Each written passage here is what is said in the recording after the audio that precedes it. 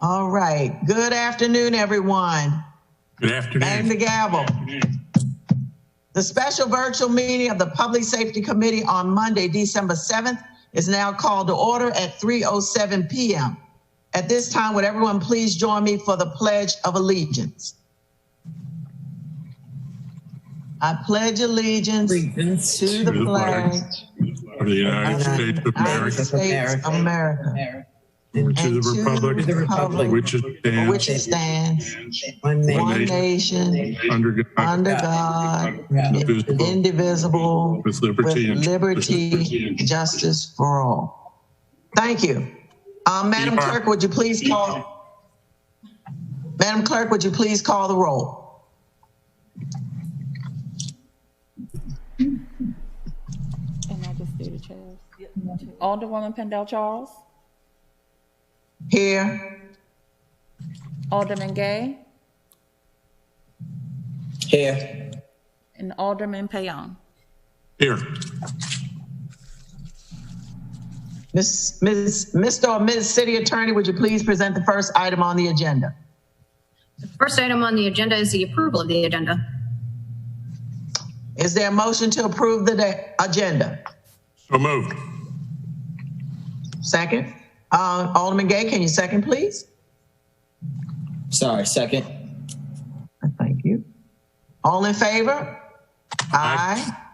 Aye. All opposed? No opposed. Ms. City Attorney, would you please present the next item on the agenda? The next item on the agenda is, sorry, I just lost my place, of course. Okay, the next item on the agenda is business and miscellaneous, beginning with ID 30320, which is a proposed closed session.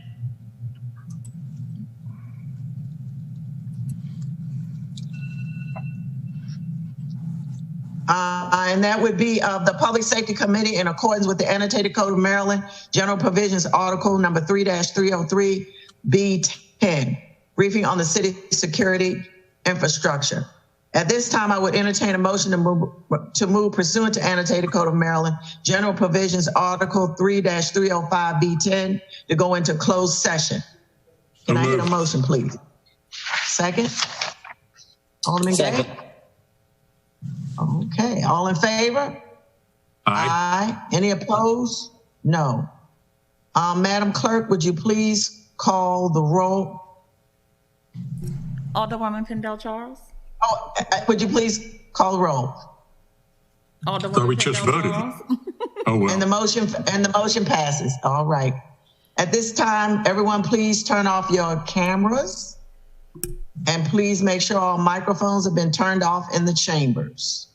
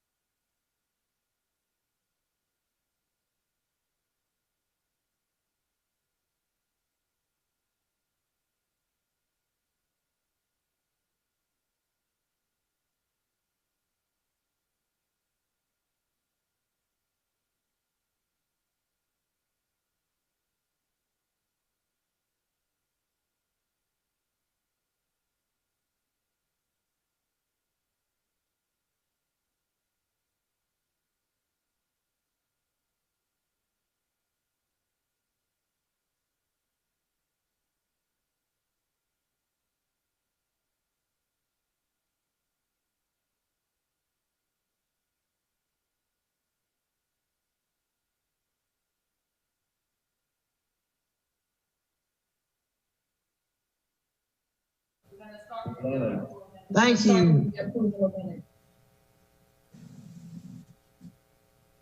Call to order and roll call, we do not need. Is that correct, Ms. Green? Yes, you're gonna start with approval of Yes. Okay. Good afternoon, everyone. Continuing our standing committee for the public safety team. At this time, we'll have a motion to approve the minutes. So moved. Second. Alderman Gay. Sorry, I had to turn on my light. Second. All in favor? Aye. Aye. Aye, all right.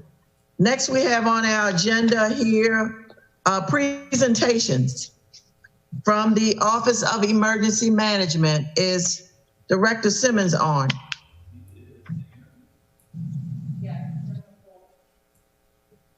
Okay.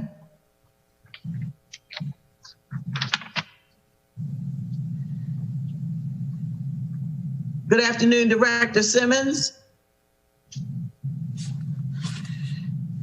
You're on mute. Can you hear me? Yes, we can. But before you get started, Director Simmons, I just want to just give some background information to everyone. In each of our public safety committee meetings, we try to include two special segments, namely Spotlight and Did You Know? Spotlight is a monthly opportunity for each of our public safety teams to showcase a member of their staff or any other news that they would like to highlight or spotlight. Did You Know is a monthly opportunity for each of our public safety teams to provide us with information about their departments that is new and exciting, information that we may not already know about, or any other news that they would like to share. So with that introduction, Director Simmons, you may continue or start your presentation from your Office of Emergency Management team. Spotlight, Did You Know, written reports and comments, and year-to-date overdose summary. So Julian, can you put my PowerPoint on? Thank you. Okay, there you go. So my spotlight, I want to spotlight two of my folks, staff in my office. And that'll be Dave Mandel and MK Severowski. Basically, the International Association of Emergency Managers has awarded Dave Mandel and MK with a certified emergency manager designation. And this is considered the highest certification in the field of emergency management. So they did a lot of work to achieve that. They demonstrated a mastery of all aspects of emergency management. They had a written exam, they did essays, they had over 100 hours of training, and they had to prove their practical expertise and experience. So the process is fairly rigorous, and it's considered, once you get that designation, you're the elite in the realm of emergency management. So congratulations to them. There are only 2,000 CEMs worldwide. And as I wrote there, we're fortunate to have these two on staff.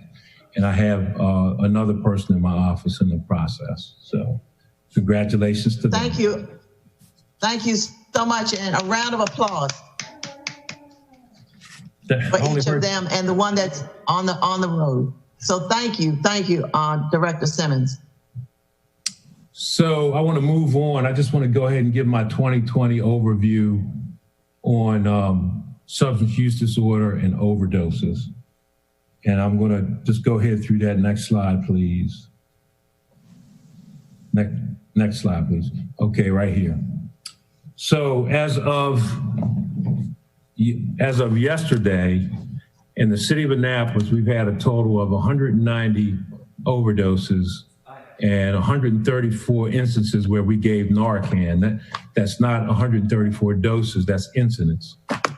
And we have a total of 21 fatal overdoses, they died.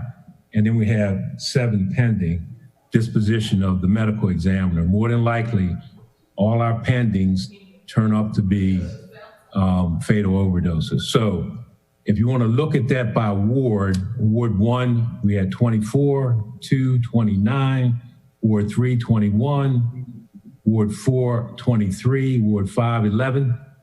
The highest of them all, Ward 6 with 49, Ward 7 with 16, and Ward 8 with 15. And 2, we didn't have enough information to designate what ward it came from. Next slide, please. So let's break it down by race and gender and age range. So by race of the overdoses, 96 were African American, 86 were white, 6 Hispanic, 2 Asians. By gender, 136 be male, 54 would be female, and the age range, as in always in Annapolis, is higher with the 45-year-old and plus at 67. The second highest category is the 25 to 34-year-old. So in that 45-year-old category, it's Black males predominantly. And in the 25 to 34-year-old, it's white males. And if you can see what drug is affecting us, it's heroin and opioids with 129 of the overdoses, 38 unknown, PCP, which Annapolis has had a problem since I've been here at 10, and then 13 is other. Next slide, please. So who's overdosing in Annapolis? Black males at 63, white males at 44, white females 27, Black females 17, Hispanic males at 5, Asian female, and an Asian male. So Black males account for the highest number of non-fatal overdoses. And that age group is the over 50 category. Next slide, please. So let's compare to last year at this time. So last year at this time, we had 152 overdoses total with 12 fatal, they died. Compare that to this year, we see a significant increase to 190 overdoses and 21 fatals. Remember, we have 7 pending, so that's gonna push it up to at least 28 and possibly over in the 30 range this year. So we're gonna have, we ended last year with a total of 13 overdoses for the total year. And if we hit the 30 mark, that's well over 100% of fatal overdoses. Next slide, please. So looking at fatal overdoses by race, 15 were African American, 12 were white, 1 was Hispanic. Gender, 21 of the fatal overdoses were male, with 7 being female. And then you can see the age range, again, 45 plus is the highest category. Next slide, please. Just some random statistics on fatal overdoses.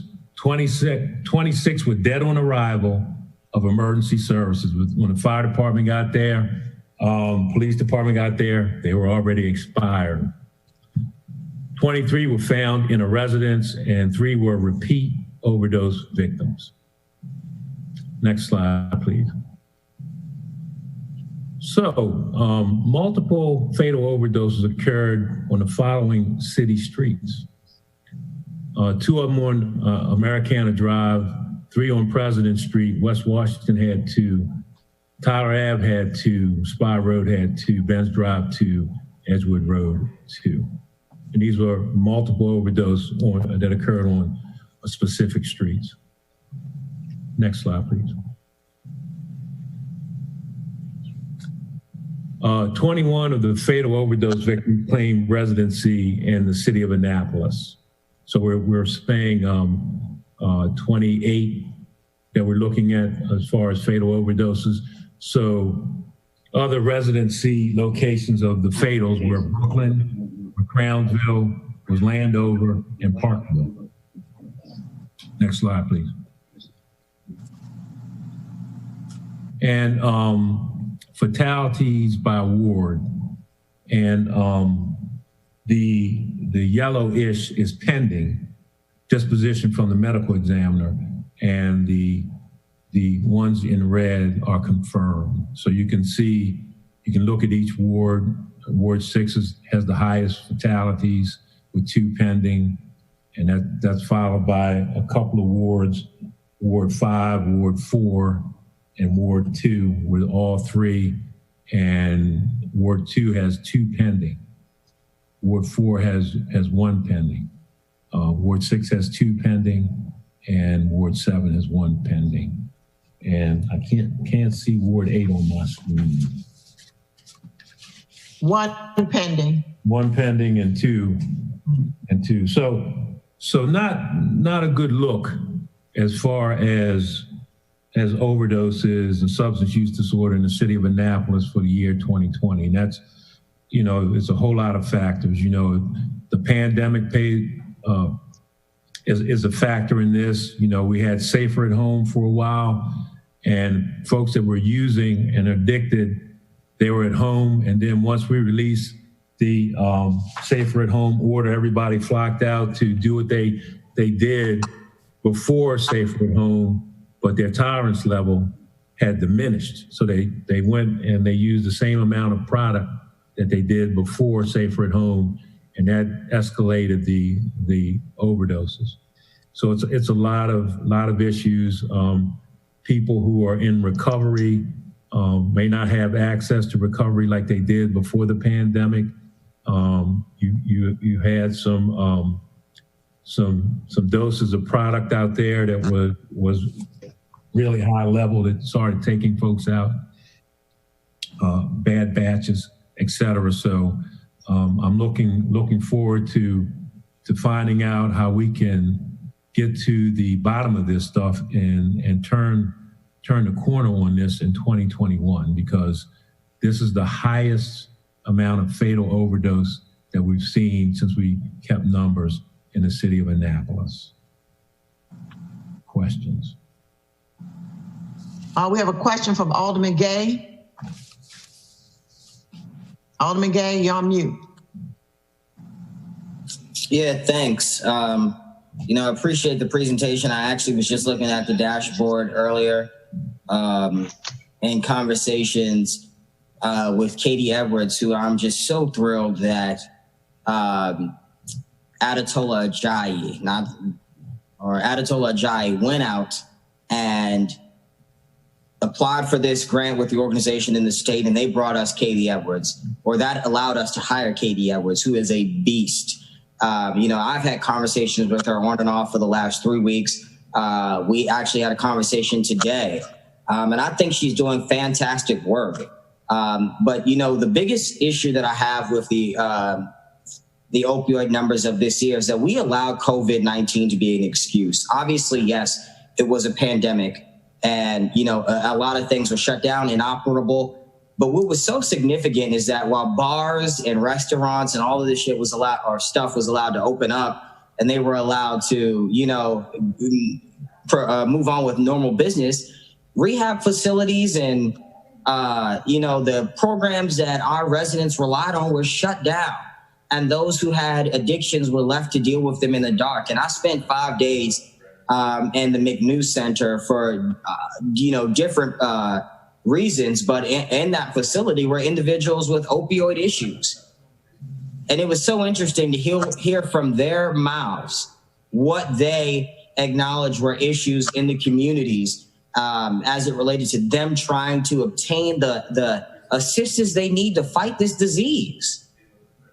Alcohol, opioid addiction, all of that. And it was so important, just to being able to hear that from them. But what Katie has done and Adetola Ajayi and his crew, they put together this harm reduction distribution budget proposal, which is supposed to come out of the CARES funding, which I am completely fine with. And I think everybody else should get on board with, as we are clearly both directors and city management are correlating the spike in opioid overdoses and fatal overdoses to the COVID-19 pandemic. they are directly correlating it to that. So that funding, that money, that $4.1 million, or however much we have left, should be used to fight this. So Katie put together a program that uses $77,425.30. This is ordering everything from syringes to paper bags, Ziploc bags, all of the things, Narcan, hazardous waste disposal, Naxalon, fentanyl strips, first aid wound supplies, twist ties, cookers, alcohol swabs, cotton fillers, needles and syringes, male and female condoms, all of the things that we need to directly fight in this battle of opioid intervention. And I think that if we were to not get on board with a program like this, a radical program that allows the resources to be directly in the community, we are mistaking ourselves if we think that this meeting or in the group meetings like this, where we stare at the data and say, I don't know how we can walk away from this, and I don't know what we can do, and the government hasn't done this, and they haven't released the funding. Here's the program. We have the COVID funding remaining. She sent it out to David Gerald, Lynn Farrell, Adetola Ajayi, Kevin Simmons was CC'd on it, and Assistant City Attorney Carrie Berger, because she handles the COVID funding as it relates to analyzing the research to see if it is appropriate enough to move forward with using the COVID funding. She's CC'd that to everyone, and we met this morning for about an hour to discuss this program. She's used the data from New Mexico City, where she worked, and they had very successful programs to fight against opioid abuse. And so I am sure that she will be willing to share this with my colleagues. Again, the items are Narcan, cotton cookers, tourniquets, alcohol pads, pipe covers, twist ties, hand sanitizers, aluminum foil, straws, fentanyl strips, sharp containers, all of the resources that we need to fight against this battle of opioid intervention. And the price is currently at $77,425.30, which is a drop in the bucket compared to what we have used of COVID money to fight against opioid intervention, which is like $0. And I could be corrected if I'm wrong on that. But again, I think this program is great. I thank Director Simmons and his team for compiling the data, because that's step one. If you don't have the data, you can't do anything. And we have the data. And so I'm grateful for everyone who's been in this fight to assist my communities and all of our communities in this opioid fight. I was just talking to a constituent the other day. In fact, and when we were hanging up on the phone, she said, it seems like every day Eastport Fire Department is pulling up to help deliver Narcan or to revive someone from an overdose. What world, what city are we allowing our kids to grow up in if every day they see someone passed out on the streets of an overdose? So, I mean, that's just, it's bizarre. So again, I would hope that we could get behind a program like that. I'm looking forward to working with the mayor's office on their program, but I just want to make sure everybody understands too that the police department, the fire department, and the Office of Emergency Management had great programs in the hopper that in 2019 did well to curb overdoses and fatal overdoses. However, when the funding dried up, these programs went dormant. So we need funding to get the OD free back up and running 100%, and the Office of Emergency Management, the Your Life Matters program up and running 100% in the fire department, and the substance use disorder program, which has a lot of promise because it marries up a police officer and a clinician together to go out on every overdose and find out what the user needs and the family needs, and that. But we can't move forward until we get funding. And the only funding that we've had over the past year is grant funding. We put in for $98,000, and we did not get it from the state. We did get some funding from the health department, $35,000. We're waiting for that to come through. But we need another $10,000 for these programs to run clear into the next fiscal year.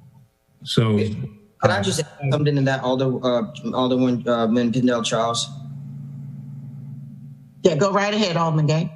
If it is possible, Director Simmons, if then we could get a legitimate statistical breakdown of those individual programs and what they were able to accomplish over that last year. Because one we left out was NAM, which I thought was hugely successful because it was directly engaging the community in a series of events. We were on the ground every day. I remember putting on a t-shirt and handing out a Narcan and getting people to sign up, and we made it an issue. And I think that had a lot to do with the downfall and overdose numbers and fatal overdose numbers, because we were in the community. Granted, COVID ruined that for 2 months, but after that, everything opened up, and I felt like we had just let it slide by us. No fault on anyone. No fault on anyone. It was a pandemic. Who knew that would happen, and who knew how to engage with those the circumstances at the time? But I think now if it would be helpful if we could get an individual statistical breakdown of those programs, where they've helped, if they were successful, and then to pick which ones we would fund and which ones we would get behind because of their individual success in communities.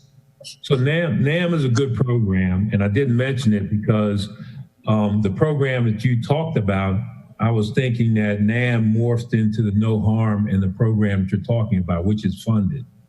And NAM is certainly a part of the 4 programs premier to Annapolis. But again, our funding is our issue. I think we have some good programs, but we got to get them moving. We got to get them moving on this very dire circumstance. I would love to be in on these emails and conversation, especially as the public safety chair, but I was not aware of these emails regarding this proposal unless they came out today. If they came out before today, I have no knowledge and I have not been included. So I would like to be included in what the emails say and what the discussions are and meetings are concerning this. I was in on the initial lead grant initiative, but I have not received anything lately. So whoever's generating the emails, I would appreciate it if I would be added as well to the email chain. The other thing I want to mention is Alderman Gay indicated that we should not use COVID as an excuse, and in many ways he's right. But it's my understanding that we're now going to be using COVID money to fund this $77,000. So on the flip side, yes, COVID has been devastating. It's been a pandemic, but we can certainly use the COVID funding for these issues. Whether we use it as an excuse or not, it's still the money will be well used, obviously.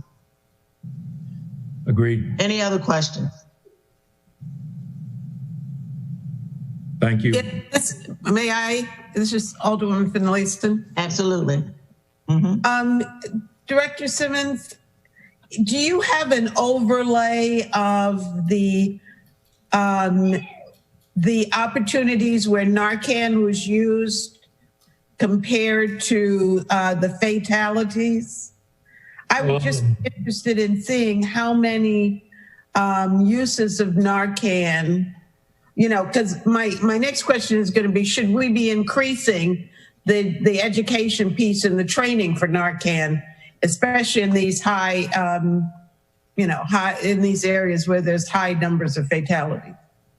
So in 2020, it was documented 274.5 instances of Narcan used during the 189 overdose incidents. So here's the breakdown on the Narcan use. The fire department used Narcan 127.5 times. Citizens, 90. Police, 54. So what that tells me is if citizens are given Narcan at the second highest rate behind the fire department, then we need to bolster these programs where we go out and make it more available to the citizens, to give them more training, because they're showing up at least 90 times on our records as given Narcan. And that's something we need to do. Thank you. That's exactly what I was looking for, so thank you. Yeah, Alderwoman. Is anyone One other thing before Alderwoman Tierney. Is anyone going to be responsible for sending me all the emails that have been generated so far? Well, the emails don't come from my office. And what I was thinking as you were talking, Madam Chair, is that the next OIT meeting, I can certainly invite them because I learned a lot more about the program through Alderman Gay, and I want to know a little bit more about it. So I can certainly set up a opioid intervention team meeting, which you do attend, and we can find out a little bit more about the program and see how we can all collaborate together and bring all of the programs, the one in the fire department, the police department, Office of Emergency Management, NAM, No Harm, and kind of get us all working together in the same direction to tackle this big problem in the city. I'm going to ask the question again. Who's going to send me the emails that have already been generated? So, Alderwoman Pendell-Charles, what I'll do is forward you everything that we've discussed.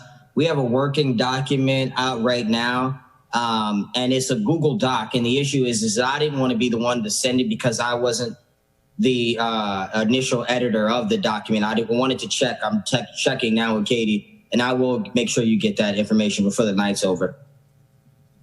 Thank you very much, Alderman Gay. Alderwoman Tierney? Yeah, very quickly. You have a question? Like Alderwoman Pendell-Charles, I'm trying to find some answers in the data presented. And I see that it's specific to Ward 1, there is some sort of skewness with overdoses versus fatalities relative to the other wards. And do we have enough data to say that that is accessibility to Narcan? Do we, how does it get from an overdose to a fatality or not? Is that proven to be a Narcan issue? I couldn't put my finger directly on it. It could be a lot of different things. It could be somebody's first time and not experienced. It could be a bad batch of product that they used. It could be the fentanyl and all, because the reason why we give fentanyl strips is that we want them to test their drugs. So we know that they're going to use it, even if they find out it's fentanyl in it, but they may use a different administration route. They may take it in the presence of somebody with Narcan, or may take less of it, So I can't really answer that question. It's a lot of different variables in that. Yeah, and probably private too, so thank you. Alderman Schandelmeyer. Thank you, Madam Chair. Director Simmons, thank you so much for this presentation. How have we been advertising some of the services that we provide in order to assist with overdose prevention or addiction? How have we been sharing those services with our residents during the pandemic? So what we do in the city of Annapolis, we have a website called OD Free. So if you go to OD Free, you can find all kinds. You can find testimonials from people who have recovered. You can find places to start treatment. We advertise the Safe Station program, and then when you talk to the fire department, I'm sure that they're going to give a briefing on the Safe Station program. And we depend a lot too on the Anne Arundel County Health Department to get information out there as well. Okay. Have we done any direct mailing on this front, like sharing with residents either in just a blast mail out, or is it all or do we just go, this is the data, here's where you can find it on our website? So I would say that the Alderman Gay mentioned NAM, and NAM was pretty good at getting information out in areas that needed it. And whether they came out in community engagement sessions or flyers and those sorts of things. So I would say that, yes, we do that. And NAM was a good training ground for that. But we have not been able to do that during the pandemic due to those going out directly, like individual to individual, being dangerous during the pandemic, correct? Changing.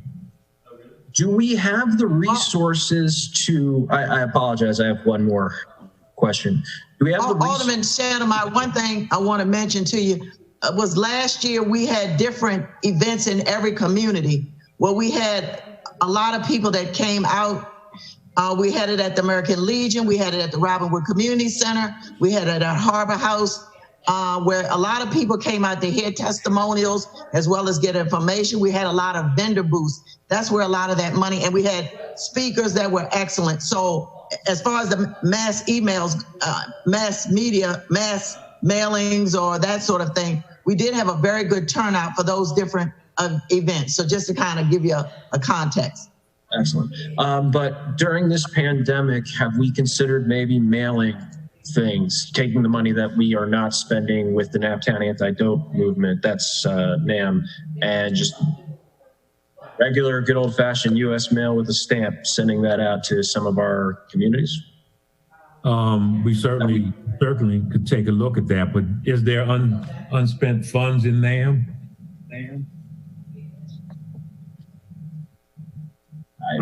I still don't answer that. I'm sorry. I don't know, but okay. I would certainly entertain that. At this point, we need to try a little bit of everything. Thank you. Thank you. Alderman Payon, do you have any questions? You're on mute. Sorry, none. Thank you. That's good. Okay, I think Alderwoman Finlayson and then Alderman Gay. May I suggest that maybe Mr. Ajayi should be at a meeting where you can kind of coordinate all of the different activities? Because it sounds like there's a silo of activities going on through the mayor's office. OEM and police and fire have activities. And it sounds like, they may cross over in some points. So I think it may be helpful to get everybody in the room. And my second point is, before we let Director Simmons go, I'd like to congratulate the Dave and MK for their success on being official emergency preparedness folks. And I want to warn us, because we get great people and we give them wonderful experiences and train them up, and they get hired away from us.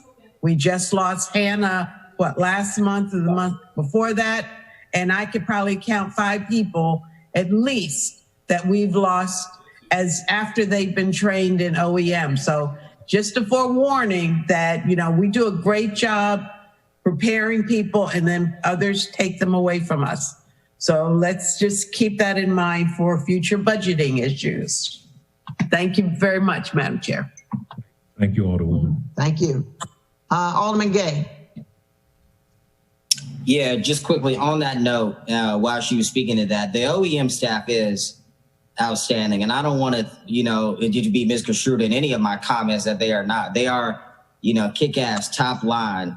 And I think I definitely support, the director in his request at our last budgeting cycle to move the employees up to full status. So they have all the rights and access to what all of our other employees have. I think that's something that has to happen so that we don't lose them. And also with that being said, I'm getting messages and stuff right now and all of this. Listen, as it relates to this opioid intervention crisis, if it's the mayor's office, if it's OEM, if it's the state, if it's Steve Shue and them, who cares? As long as we're saving lives. I think that we shouldn't be panicking behind the scenes like, this person wasn't recognized and all of that. Listen, we're trying to get these opioid numbers down.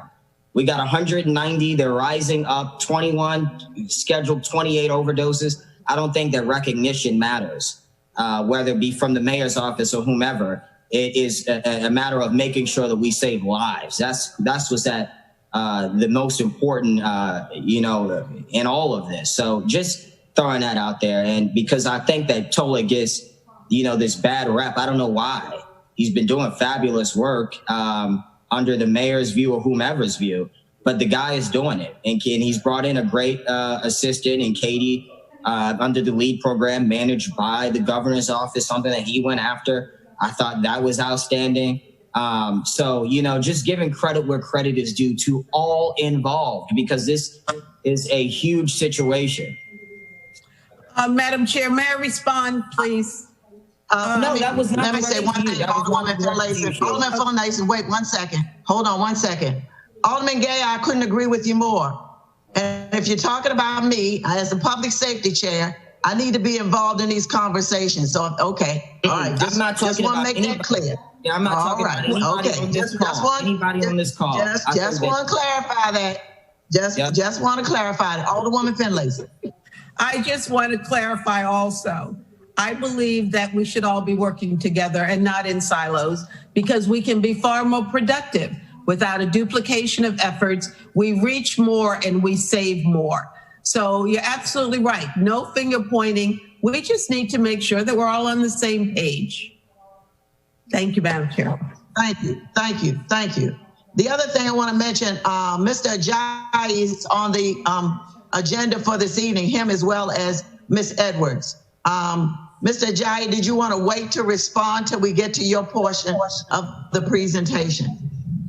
Greetings, all of you. I would like to respond if it would be okay, because I think there's a little bit of confusion, and I'm probably the only person who can unconfuse everyone. So one, the email that he was, the proposal that Katie had put together, she didn't actually send out yet, but it was something that we wanted to, you know, kind of address the lack of direct resources being brought into communities. So using our Take Care team, all that she was asking for was harm reduction supplies, and that would be used for the NAM program. Now, NAM does not have any funding. We're waiting for a grant from the county. I guess we already approved. Chief Simmons can, Director Simmons can give us the actual information, but the grant that we'll be getting in January for about $10,000, that's for NAM. And that would actually hire staff, contractual staff, to go out and do some distribution. Now, we were going to use the Take Care team, that are health education outreach workers, to rapidly start distributing harm reduction materials. So that was the proposal for NAM that Katie was working on, and I asked her to work on that. And, you know, it was something that I asked her to do yesterday, so no one has seen it. And I know she had a meeting with DeWan, so I think that's why she ended up talking to him about it, and he was so excited, he just kind of, I guess, threw it out there today, which, you know, not excited, inspired. It's okay. Well, you know, the reality is that, you know, we have a very high, we have 100% rise in fatal overdoses. So, you know, we were just trying to come up with some rapid responses. And I know I told her that, you know, the CARES money is running out. So this will be like the last time that we can actually try to, you know, advocate for that. But as far as the no harm, I just want to be clear, NAM is a overdose prevention initiative. NAM, Naptown Anti-Dope Movement. No harm came out of that, but no harm focuses on violence interruption. So I just want to be clear that no harm is the violence interruption and prevention program, and NAM is the overdose prevention program. So they're both prevention, harm reduction, but one is focusing on overdoses and one is focusing on violence. So I just want to be clear and make sure everyone understands that. And as far as the funding, again, I think Alderman Brooks Shadmai was talking about NAM funding. So we don't have any funding. We're waiting for funding in January. But again, she was asking, I asked her to put the proposal together so we could try to acquire as much harm reduction materials as we can before the CARES money is gone. Thank you. Okay, thank you, Mr. Ajayi, for that explanation and additional information. One question, is the $10,000 you're talking about the same $10,000 Director Simmons is talking about? I think so. That was from the health department.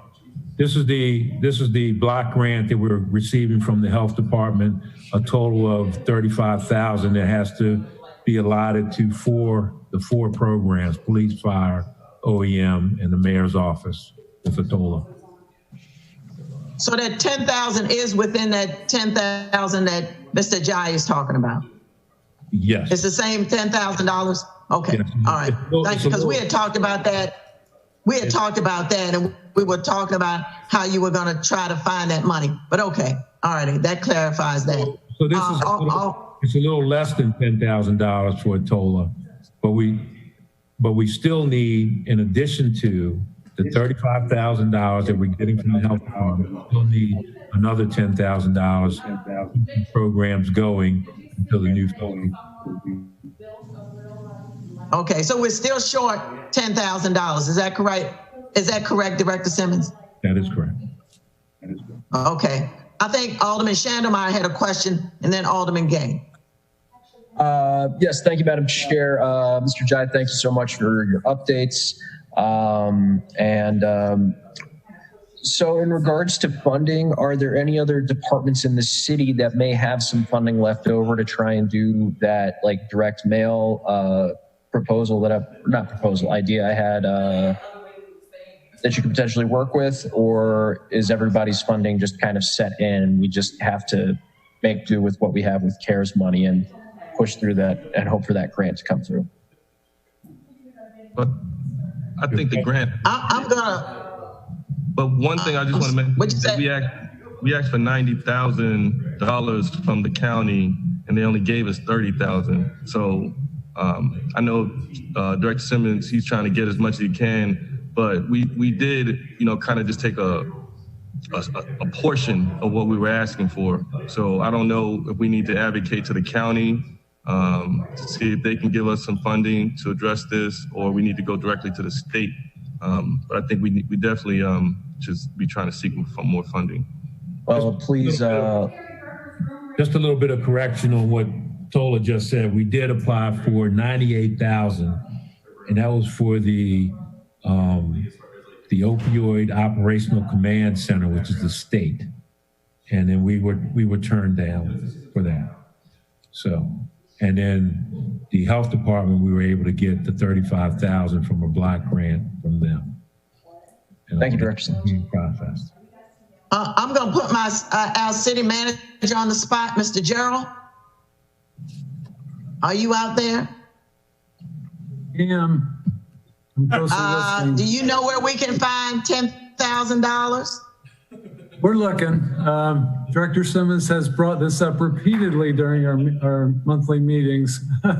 So this isn't news to me, but you all know what the budget situation is this year. We've got a lot of CARES money, but not a lot of general fund money. So that's where we're trying to find it, is on the general fund side, and it's tight. So we've got a big deficit, and we're trying to cover that as well. So I've committed to him that we're going to try to find the money if at all possible, because there is a true need, as everybody agrees on this call. Is there some other project that we could use CARES money for that would free up the $10,000?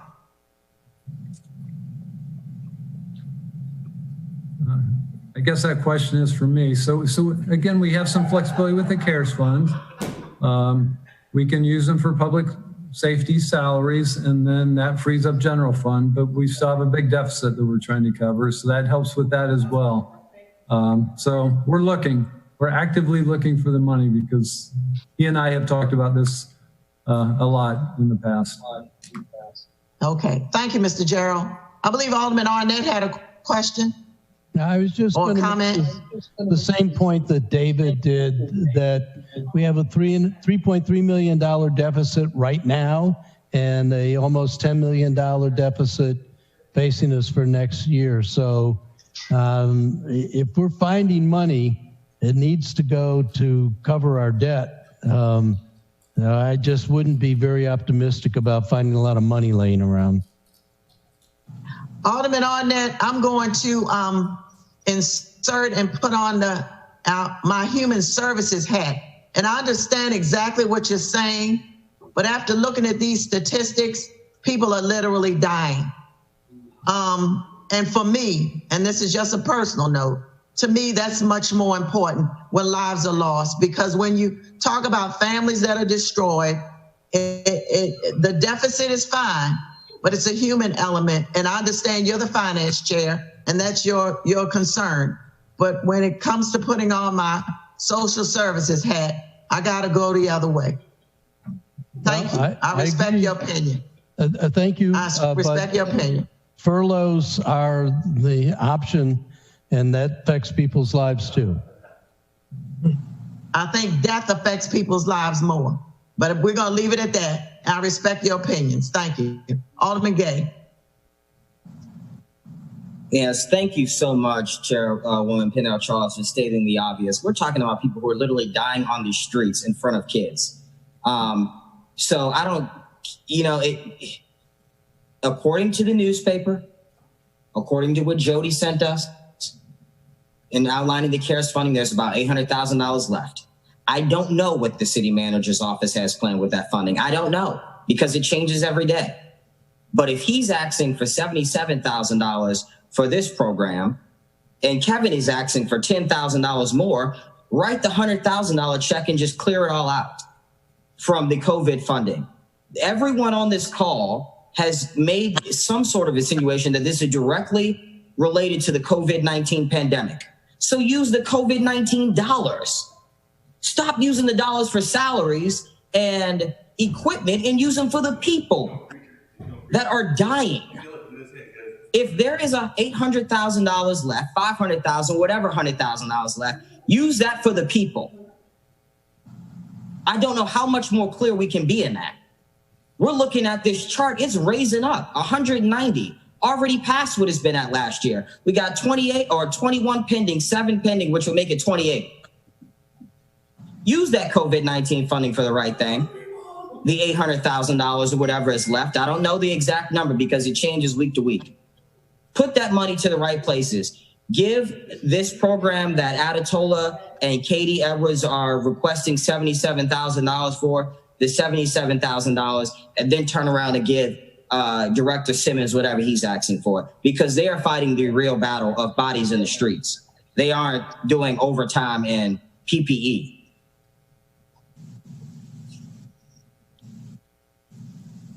Any other questions or comments? Alderman Shandelmeyer, I got your message and I will respond to email. Thank you. Thank you. Any other questions for Director Simmons? Director Simmons, does that conclude your 10-minute presentation, which was well worth the time we spent on it? Much worth. I apologize for going a little bit over.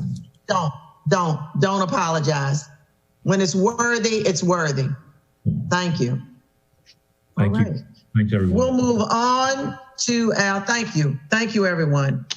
We will move on to our next presentation from our Annapolis Fire Department. Same thing, Spotlight, Did You Know, written reports and comments, year-to-date overdose summary.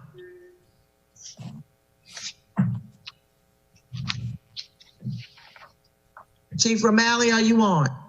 I am now. Good afternoon. Good afternoon. Good afternoon, Chief. How are you? I see Chief Spriggs is here with me. He's out of state. So he's dressing warm. He's in a cold environment there. Just real quick for our spotlight of the month. Most of the council people have already heard this one, but we really want to highlight the crew from our Forest Drive station, our Engine 351, which was Lieutenant Matthew Lund, Firefighter 3 Daryl Caldwell, and Firefighter 3 Jonathan Wright. On the 19th of November, they were clearing a call on West Street when the dispatchers put out a pre-alert. And a pre-alert is when somebody calls 911 and the call taker starts taking the information and entering it in the computer. But when they know it's a high priority call, they ship the basic information right over to the dispatcher, who puts out a pre-alert. And the pre-alert comes across basically saying structure fire, Juliana Circle. So that crew, which was clearing a call on West Street, starts heading towards Juliana Circle before the call is even dispatched. So the call taker continues to take the information, has reports of children trapped. They dispatch this call for a structure fire on Juliana Circle. As this structure fire is dispatched, as soon as the dispatcher puts the call out, this Engine 351 arrives on location, says they're there. They do everything they have to do about getting water supply from a hydrant. The dispatchers call them directly and tell them they have reports of children trapped on the second floor, rear bedroom.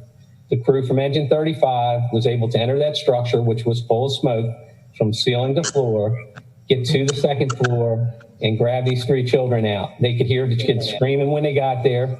The parents were on the phone with the dispatchers, and it was just a very successful outcome to something that could have been not real successful. And not only for the crew of Engine 35, but I got to give a shout out to the fire dispatchers in Anne Arundel County, because they stayed on the line with the adults, which were parents who were not on the scene at the time.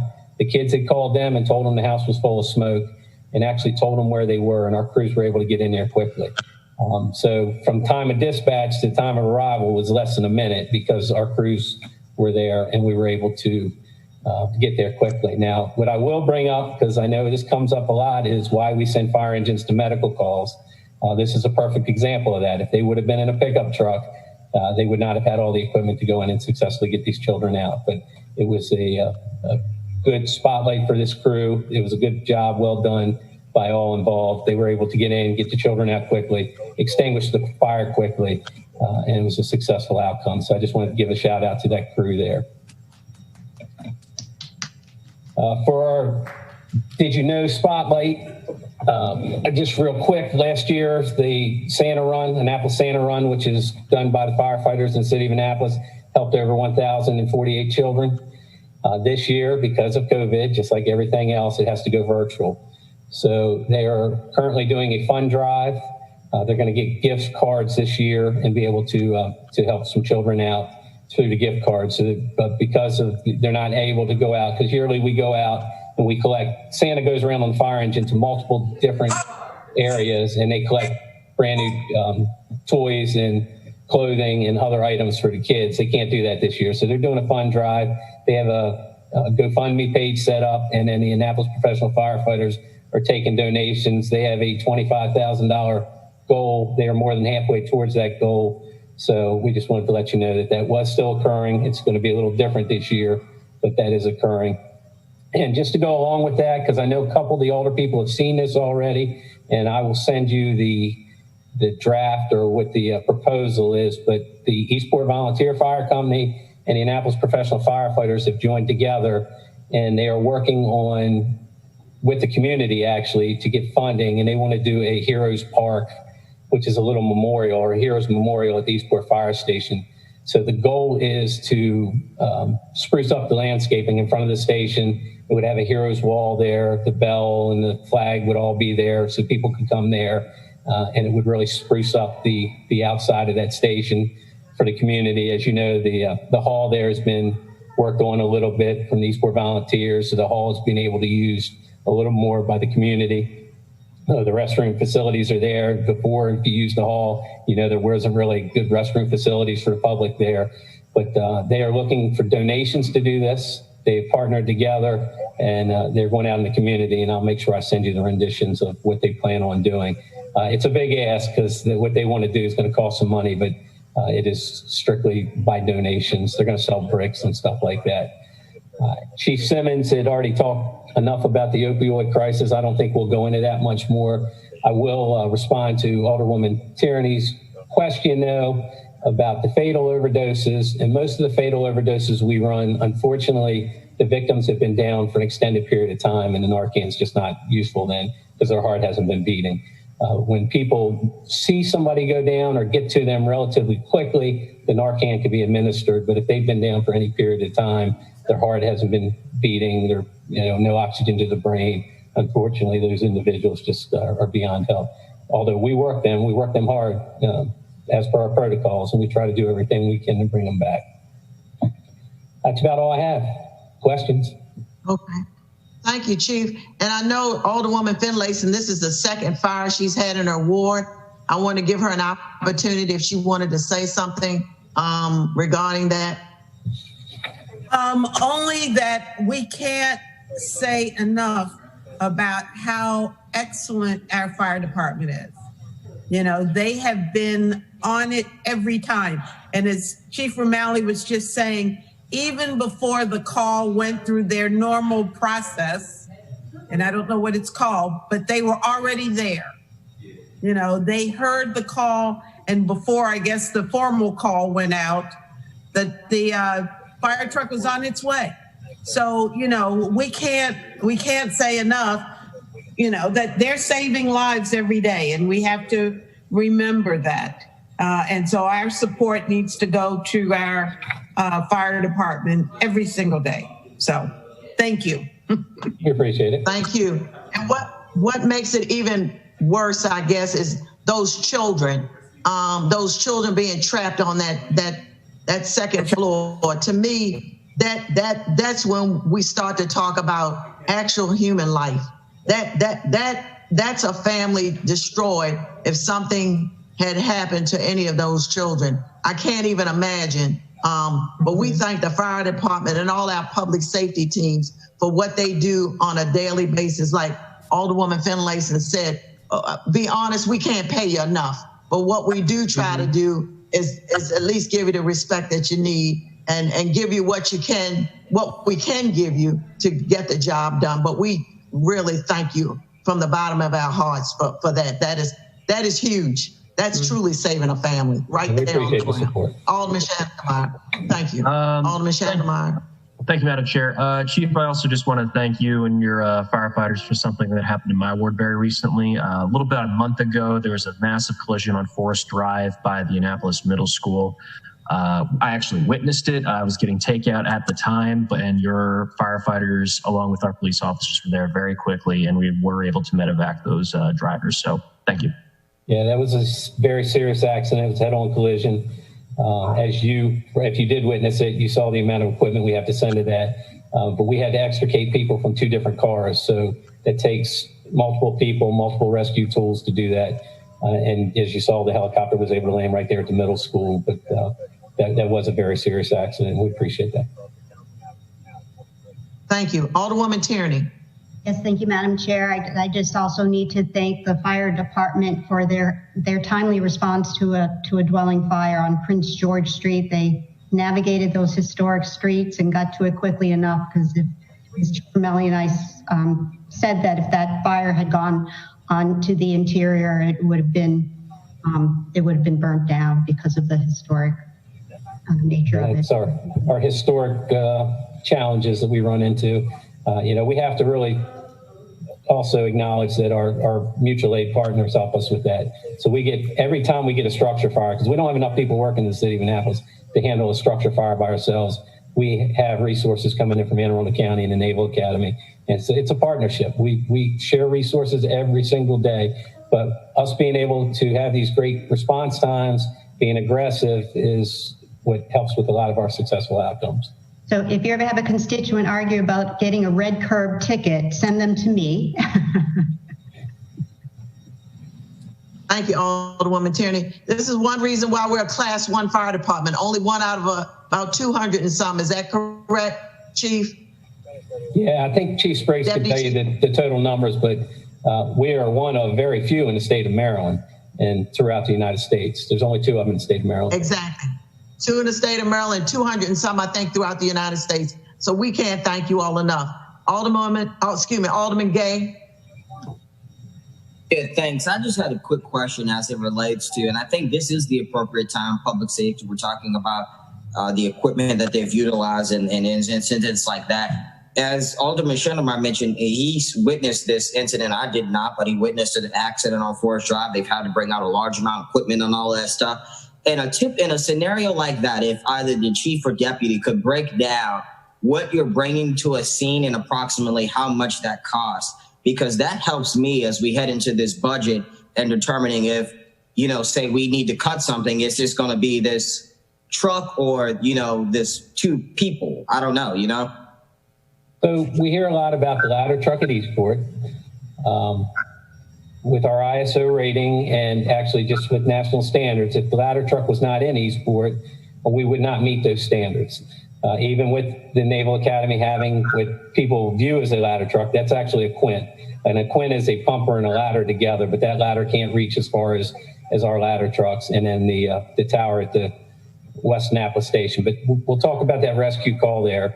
You get a pumper with 3 personnel on it, which provides water and first aid supplies. But if If you got to extricate people from cars, there's fuel leaks, so you have to have water supply there. Then you're going to get the rescue squad out of Taylor Avenue, which is our special ops unit, which does all the extrications. And then you're going to get the ladder truck out of Eastport, because that is a specialized unit that has the extrication tools in it also. You also receive 2 medic units, a battalion chief and an EMS officer. And Chief Spriggs, I don't want to give you I can't give you the breakdowns right now, because we'd have to break down each individual unit. But like a fire engine, Chief Spriggs, you want to tell them? So, and unfortunately, I don't have the figures there on my desk back in Annapolis, but I can tell you that, for instance, a medic unit crew is going to cost actually $56, or I'm sorry, $87 an hour. So that's 2 people. The engine company with 3 people, obviously you add the additional salary for that person, and the same with the ladder trucks. I did something for Alderwoman Tierney, which we were, I guess, waiting to present, where it broke down the cost for what it would cost us to respond to an average house fire, not an auto accident. So there's certain criteria that we need to meet within FPA as far as the number of personnel that we need to have on the scene of a fire in a certain amount of time. And in order for us to meet that, it costs us about $976 per hour. For structure fire. Effectively put out a house fire. And as far as fuel, it costs us about $4.31 per mile for all the apparatus that the city sends to a residential house fire in the city of Annapolis. So that's just a rough estimate of our cost to handle a standard residential fire in Annapolis.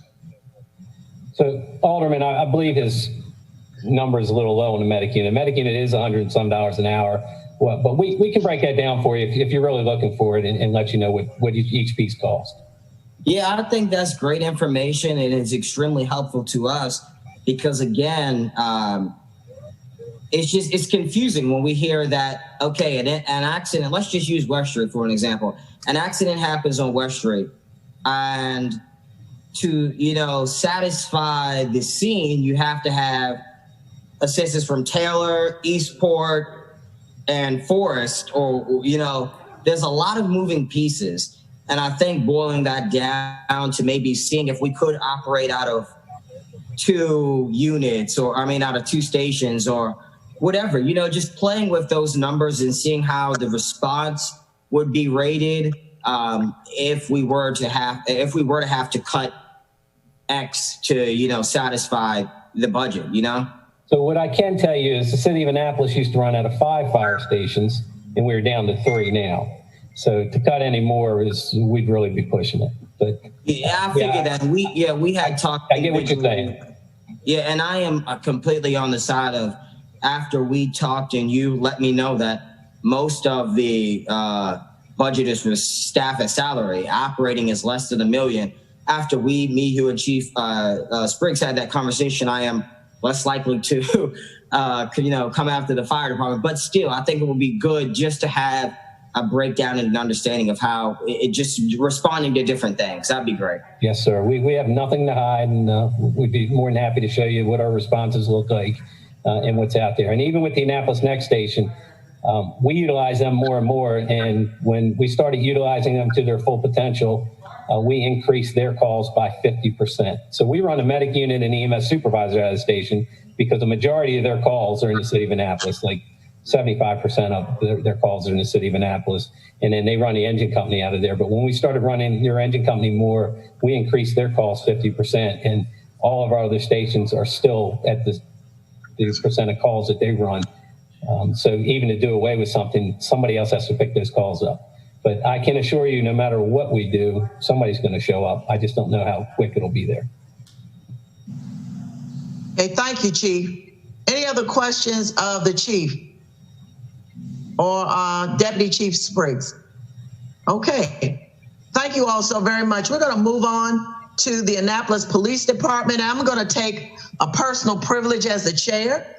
We've had a lot of great information this evening from our Office of Emergency Management, as well as from our fire department. And I'm going to provide some information about our police department before we get into the next segment which would be Chief Jackson and our guests. So we may run, I know we're going to run over. Today, I hereby formally recognize the men and women of our Annapolis Police Department who have been recognized in writing or by phone for their outstanding service to our city under the administration and leadership of our Mayor Gavin Buckley and our Police Chief Edward C. Jackson. As you know, Chief Jackson was sworn in as our police chief on July 31st, 1919. He's been on the job for 16 months and 1 week. Number one, letter undated from the United States Attorney's Office, District of Maryland, thanking Chief Jackson. Chief Jackson, thank you for hosting me and my colleagues from the U.S. attorneys at the meeting to discuss violence in Anne Arundel County. It was a pleasure to meet you and your team, and we look forward to continuing our partnership with the Annapolis Police Department as we address these challenges. I hope we can continue this effort and build impactful federal cases that get to the causes of violence. Please let me know if there's anything I can do to be helpful to you and your department. Thank you for your leadership.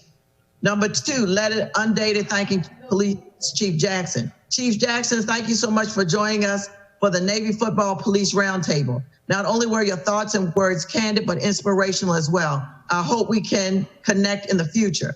Number three, letter dated Thursday, the 22nd, from a very well-known and well-respected local attorney. Dear Chief Jackson, it was great to meet you at the meeting Wednesday night, and I look forward to working with you and the members of your department. I also appreciated your comments on your predecessor, Scott Baker, particularly how respectful and kind they were. My best. Number four, this letter from a local household was specifically addressed to Annapolis police officers Wyatt Davis and Christopher Baum, dated July 28, 2019, during former Chief Scott Baker's tenure as chief. These officers were thanked for their security check and their thorough investigation of their house and property, finding nothing amiss when their security alarm activated for no apparent reason. Number five, letter undated from out-of-state resident thanking the Annapolis Police Department for protecting our residents from danger and lawlessness, as well as having to think like psychologists and lawyers and being soldiers who are willing to lose their lives, all while facing the dangers of COVID-19. Number six, letter dated August 29th, 2019, inviting Chief Jackson to attend the annual Prince Hall Day service on Sunday, September 8th, which honors the founder of Black Masonry, Freemasonry. As an aside, for those who do not know, Prince Hall Freemasonry is the oldest and largest, with 300,000 plus initiated members, predominantly African-American fraternity in the nation. It was founded in 1784, 236 years ago. It is a very high honor not only to be invited to become a member of the Freemasons, but to be personally invited as a guest to their affairs. And Chief Jackson responded in kind by letter dated October 16, 2019, by thanking the Freemasons for inviting him to this affair that he attended. Number seven, letter dated September 14, 2019, from the sheriff of a neighboring jurisdiction in Maryland. Dear Chief Jackson, I would like to take this opportunity to express my sincere thanks to you for allowing your accreditation manager, Chief Miguel Dennis, to participate in our week-long mock accreditation assessment. I know how much effort goes into these file reviews, and because of the efforts and attention to detail of Chief Dennis, our accreditation team has a very good grasp of where we stand for our CALEA electronic file review upcoming. Chief Dennis should be commended for his professionalism and contribution to this undertaking. Thank you again for allowing him to help us with this critical step in the process. Number eight, the same sheriff sent another letter to Chief Jackson 1 year later, dated August 17, 2020, again thanking Chief Miguel Dennis for his assistance with their mock CALEA assessment, which resulted in an exceptional response from the CALEA assessor during our 4th year electronic review. Number nine, letter dated October 4th, 2019, from a colleague. Dear Chief Jackson, thank you so much for taking time out of your busy schedule to meet with my constituents. They were so pleased and impressed by your team. Please share my thanks with the major and captains and let me know if you need my assistance in any issue. Kind regards. Number 10, letter dated October 20th, 2019, from the U.S. Department of Justice, U.S. Attorney, District of Maryland, Intelligence Division, thanking an Annapolis Police Department detective for conducting a training for their Anti-Terrorism Advisory Council. Words in the letter for this detective including excellent, very well received, subject matter expertise, and professionalism. Number 11, Note undated from the 6th Change Engineering Class 2 students and 2 teachers at Annapolis High School. Dear Chief Jackson, thank you so much for taking the time out of your busy schedule to meet with us at Annapolis High School. We all enjoyed your perspective and look forward to meeting with you again, sincerely. Number 12, letter dated November 2019 to Chief Jackson from an out-of-state resident. Dear Chief Jackson, greetings. I just want to take a moment to extend to you and your department my prayers and support as you protect the life and property of those in your community. The need to pray and express thankfulness for law enforcement has always been important. However, as recent events across our nation have shown, the need is all more important now. So please accept this letter with my thankfulness and appreciation for you and your officers as you strive every day to protect and serve those who have been entrusted to you. Please know of my prayers and support always. Keep up the great work. God bless. Number 11, letter dated November 8, 2019 to the Annapolis City Police Department from our Maryland General Assembly Legislative District 3018, namely Senator Selma Eldredge, Delegate Alice Kane, and Delegate Shanika Henson. Dear Annapolis City Police, thank you so much for being a part of the first annual Elijah M. Wilson College Bus Tour. This past summer, the Annapolis community came together to grieve the loss of young people, including Elijah and Trey the Kid, who were filled with potential, yet taken from us too soon. After the tragedies, we were invited to join the Eastport Community Summer Camp, one ice cream social to talk to some of the young people who experienced violence and gun violence. From this and other conversations, the idea of a college bus tour, an opportunity to do something positive and impactful in the face of tragedy, was born. This idea would not have been possible without your support and the support of all the partners. We're so thankful to you for being a part of this initiative, and we are thrilled that we managed to have a successful first year. We were fortunate to have Elijah Wilson's mother, Michelle, travel with us, and we hope to honor that privilege and thank her for the inspiration that she and her son have given us by continuing this initiative every year. We hope you will join us and partner again in years to come. Number 14, letter undated to Chief Jackson. Chief Jackson, first, welcome to Annapolis. The city residents' letter thanks officers Ashton and Dekowski for their assistance and patience for coming to her rescue when she had unexpected car trouble and found herself stranded in the middle turn lane at the intersection of Hilltop Lane and Forest Drive. They directed traffic around her while her vehicle was being jumped and followed her onto Forest Drive far enough for her to pull out of traffic. As an aside, the resident went on to commend Officer Piles for the amazing work that he is doing for vulnerable children in Annapolis, Anne Arundel County, and across the state of Maryland. The resident ends the letter to Chief Jackson by saying, again, may your years in Annapolis be long and rewarding. This letter was CC'd to Mayor Buckley. Number 15, email dated January 7, 2020, to Chief Jackson from a local employee regarding the professional, transparent interaction and following all the protocols when an APD corporal pulled over this motorist while she was talking on her phone while driving. Corporal Clement Ade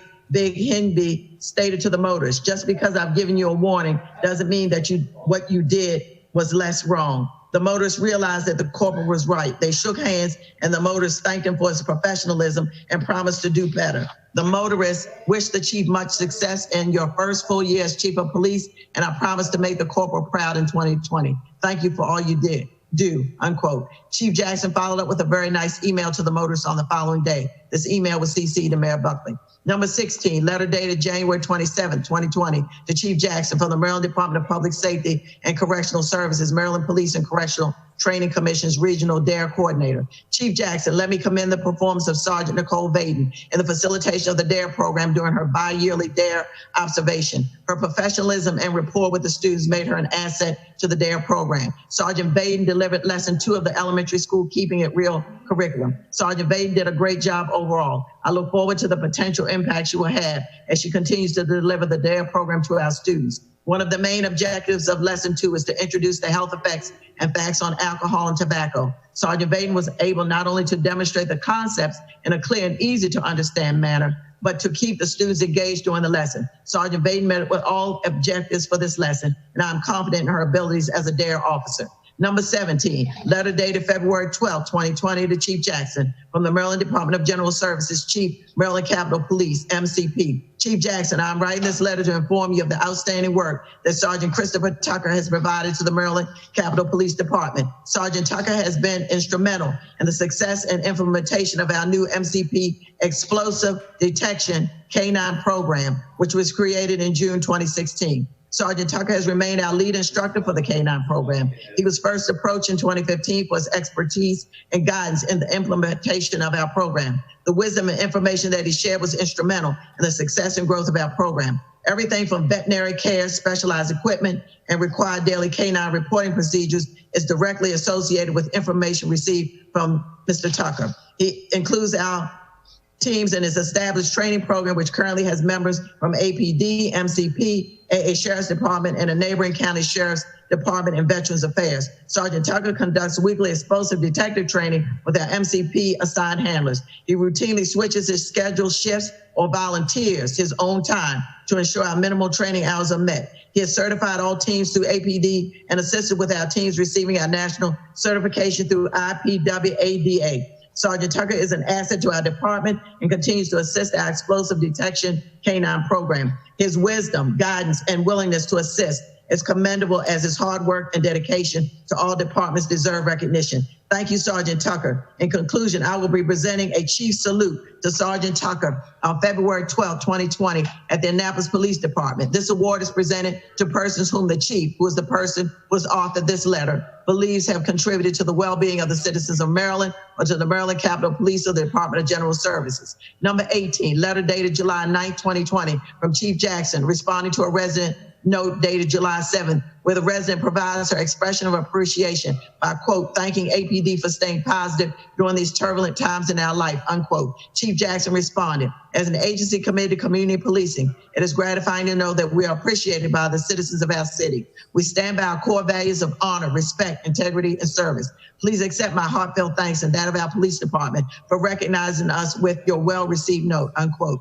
The resident had read the chief's letter on patch and just wanted to say thank you. Number 19, in the fall 2020, APD employee recognition newsletter, Sergeant Andrew Ascioni was highlighted for his dedication. Quote, Sergeant Ascioni is part of running many tasks around the police station. He is the lead detective for the investigation section, the supervisor for the forensic services unit, has a main role in the department's SWAT team, and much more. He works tirelessly to ensure that work is done in a timely manner to the best of everyone's abilities and with the most heart possible. The best part of Sergeant Ascioni is that he cares for the well-being of his people. He will always take the time out of his busy schedule to sit down and talk with someone when they need it, unquote. Number 20, letter dated September 22nd, 2020, to Chief Jackson on behalf of Officer David Markovitz when he assisted a resident who was involved in an accident on State Street on August 28, 2020. A phone call was received by APD from this resident expressing his gratitude for this assistance. Chief Jackson sent his memorandum to Officer Markovitz. Your professionalism reflects the entire Annapolis Police Department and the city of Annapolis. Keep up the good work. A copy of this letter will be placed in your personnel jacket. And Chief Jackson's memorandum was CC'd to the patrol commander. Number 21, note undated to Chief Jackson. The writer expresses, quote, these challenging times we face ourselves in, taking a moment to make sure someone said thank you for all you and your team do to keep us safe. And with all of the serious conversations happening about policing all over our country, just wanted to make sure that you know you are both appreciated and supported. Thanks for all you do, unquoted. Number 22, note undated to Chief Jackson. Thank you for your kindness and generosity during the holidays, which are much appreciated. Your intelligence, brilliant ideas, and compassion for our community are unmatched. The future is bright for the Annapolis Police Department, and I am fortunate to be a part of it. Thank you, unquote. And number 23, and one day prior to the Chief's one-year anniversary, a letter dated July 30th, 2020 to Chief Jackson from one of our own. Quote, Chief Jackson, thank you very much for all the assistance we received during the recent time of loss for the Annapolis Fire Department. Losing one of our own is never easy for us, but the kindnesses extended to us by your personnel were gratefully appreciated. Please extend our gratitude to all those involved in the funeral of retired Annapolis Fire Department Chief Charles H. Steele. Your personnel assisted in the traffic control to allow the funeral procession to access the Maryland Veterans Cemetery in Crownsville. As always, we are grateful for the continued support and contributions from your department to ours. Sincerely, Douglas M. Ramalley, Fire Chief, unquote. And I would personally like to thank and commend Chief Jackson for his very innovative community lecture series. I look forward to many more. As you all can readily see, much is going on with our Annapolis Police Department, some of which is behind the scenes. Thank you from a grateful chair, and thank you all for your indulgence this evening. We can now move on to Chief Jackson's spotlight, which is Ms. Rhonda McCoy. And did you know from Miguel Dennis, who will talk about Kalia. And after that, we will go to our University of Maryland team. Thank you all very much. Chief, you're on mute. Thank you so much, Madam Chair. I really appreciate that. This was a wonderful surprise. I didn't realize that there were so many letters of gratitude sent, and thank you for that. That made my day. It made my week. That's an early Christmas present. Thank you. Because you do wonder if you're doing a good job. I know that policing is tough in America right now, but I would argue this all the way down West Street, back on 97 north towards Baltimore. Annapolis Police Department, it's a good department. It's not faultless and it's not perfect, but it's a good police department. The horror stories that you hear in other jurisdictions, you won't find here. You really won't. And in the few bad apples that we do have, we deal with them very swiftly. And so I'll continue to do my very best. And this was really inspiring. Your words were so inspiring. We'll do our very best to try to continue to move the department forward and make it the model that a lot of other surrounding jurisdictions can emulate, with our reentry program to try to, our violence disruptors and our community policing model. It's still a work in progress, but we're working very hard to make sure that we have the kind of police department that reflects the values of all Annapolitans, while serving the neighborhoods that have been historically underserved, and while maintaining, like I said, I never argue with prosperity. Some people want to vilify prosperity. That's what life is all about. The people who have been fortunate and blessed with nice homes and property, we want to take sure we protect that, but also the people who are struggling financially, struggling, emotionally, and have been underserved and neglected. We want to work with them too. And we just want to be a department that the public has real trust in. And me and the men and women of the Annapolis Police Department are working hard towards that end. And one last thing before I move on and introduce Rhonda McCoy, is that I love how you acknowledge that a lot of these letters were written to me, but also commending the work that the men and women of the Annapolis Police Department are doing. So again, Madam Chair, woman, I really appreciate that. That just made my day. And this is one of them I have to get and save for my archives, for my scrapbook. So thank you again. God bless you. Thank you, Chief. The one thing I want to mention, I've said it before, in 16 months and 1 week that you've been with us, I don't think there are many people who've gotten, what did I say,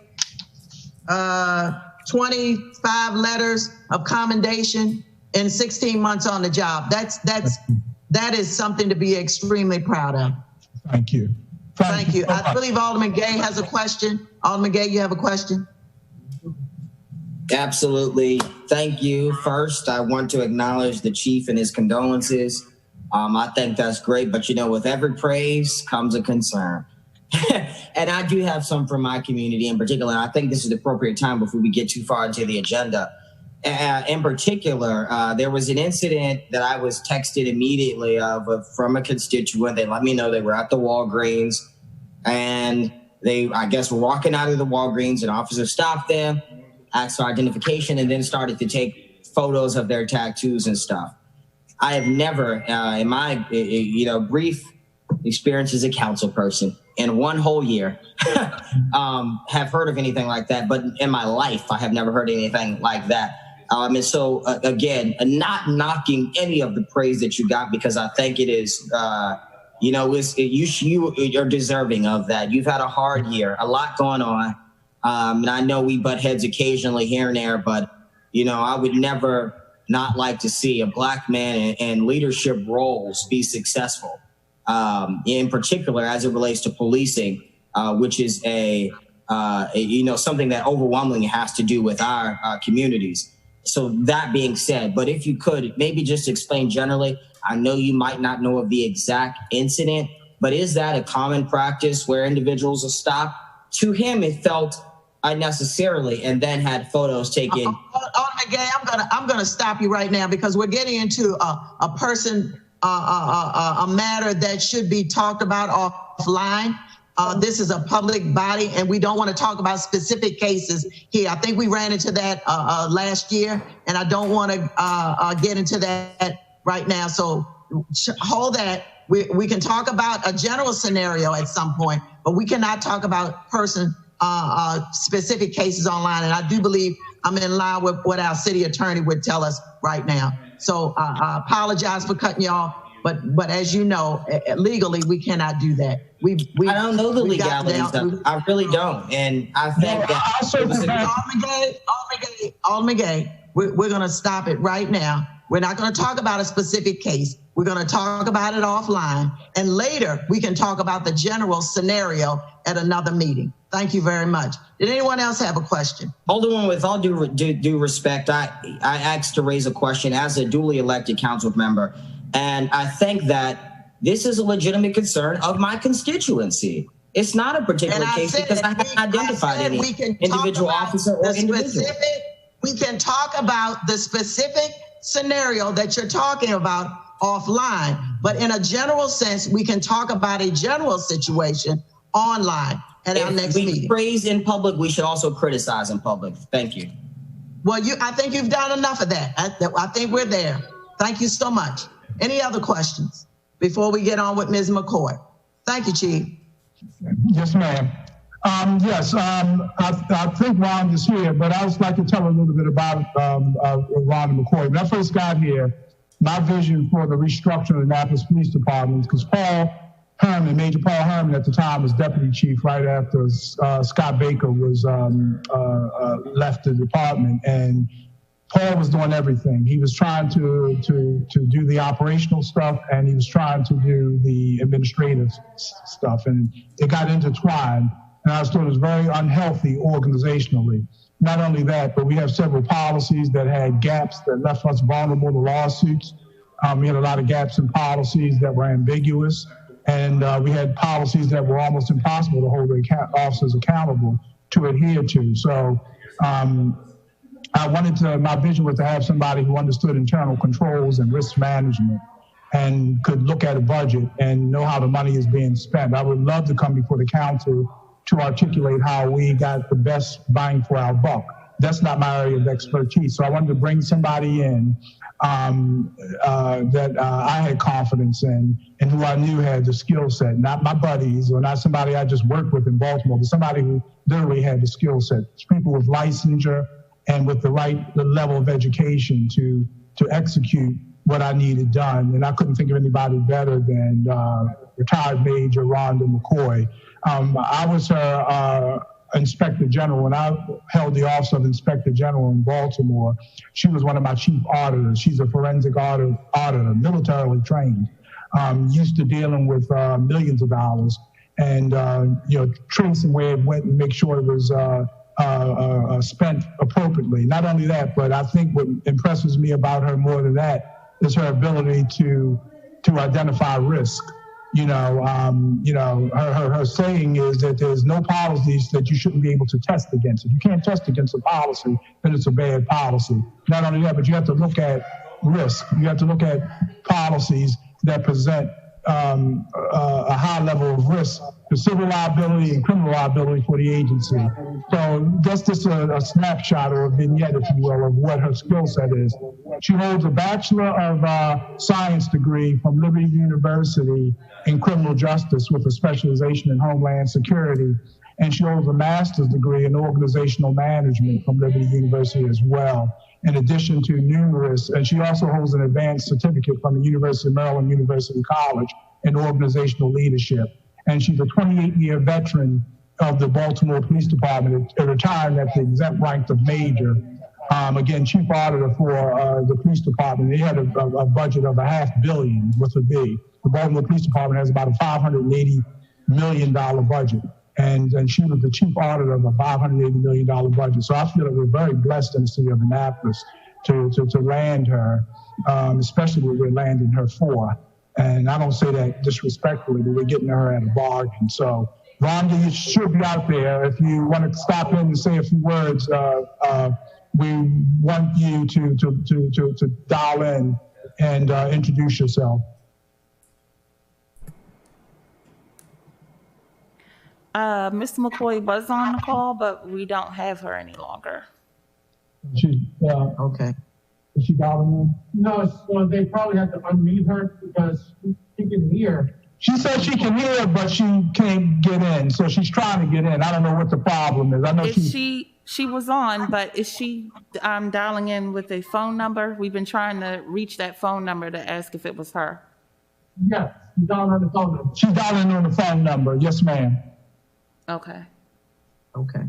All right. Thank you, Chief. Thank you. Thank you so much for that spotlight for Ms. McCoy. We can move on to Miguel Dennis. Mr. Dennis, who's going to present information about Kalia. Oh, hi, Ms. McCoy. All right. Thank you.